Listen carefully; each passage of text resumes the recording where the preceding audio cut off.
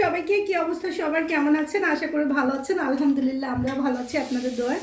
আর আজকে এই যে মুড়ি মাখা রেসিপি আপনাদের সাথে শেয়ার করব। চলেন তাহলে দেখে আসি কিভাবে মুড়িটা মাখাই, দেখি একটু খায়া।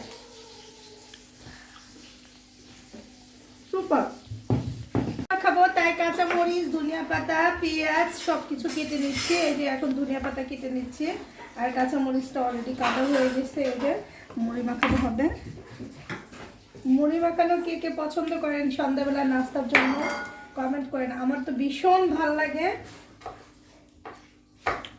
চলে আসেন সবাই মুড়ি মাখা খাই একসাথে, আর চা খাই গল্প করতে করতে। মুড়ি মাখানোর জন্য আমরা এখন কিনে নিচ্ছি পেঁয়াজ, কাঁচামরিচ, ধনিয়া পাতা একটা বাটির মধ্যে নিয়ে নিচ্ছি। আর ধনিয়া পাতা আর পেস্ট মুড়ি অনেক কিছু এটা হয়তো সরিষার তেল দিতে এখন আর একটু সরিষার তেল লাগবে।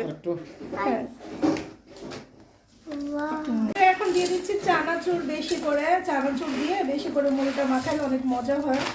তো এইভাবে করে মাখাবেন চানাচুরটা মুড়িতে। দেখেন এখন এরকম করে চানাচুর মাখাও খাইতে পারেন আপনি চাইলে।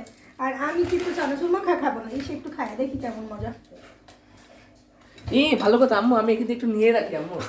আম্মু আম্মু আম্মু আম্মু আম্মু চানাচুর মাখা এটা অনেক মজা হয়। আমি একটু মুড়ি দেবো এর সাথে। আপনারা চাইলে এরকম চানাচুর মাখায় জাস্ট এখানে চানাচুর মাখা এরকম খাইতে পারেন। আমি এই যে রুচি মুড়িটা দিয়ে দিলাম। যে আচ্ছা মুড়ি মাখাটাও সেই লেভেলে মজা হবে। আপনারা যেরকম চানাচুর মাখাটা দেখে মাখা মানে টানাটানি করছে, অনেক বেশি মজা লাগছে খেতে।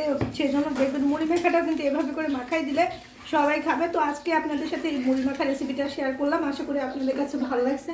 প্লিজ ভালো লাগলে একটা লাইক, কমেন্ট, শেয়ার করে দেবেন।